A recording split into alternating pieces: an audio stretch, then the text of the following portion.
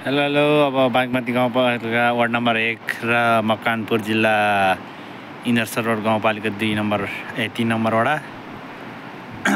यो बागमतीको सिमाना हो। पहिलो खोला यता थियो अनि पछि यता बनाएको थियो। आज चाहिँ यस्तो ठुलो पानी, काठमाडौँमा ठुलो पानी आएको कारणले यस्तो ठुलो खोला आएको छ हैन। अब यो चाहिँ के गर्ने होला, भोलि कसरी लाने होला यहाँको उत्पादन।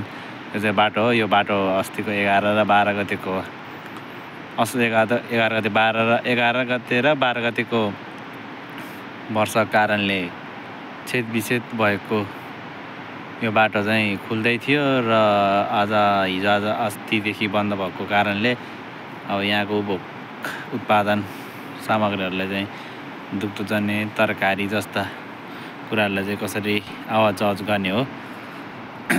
यहाँ कम्पनीले खन्दै थियो, कम्पनीले पनि छोडेर उता पारी मिसिन चलाइरहेछ। के हो कुन्नी सिफारिसहरू पनि बुझाइसक्यो, बुझाउनु जति।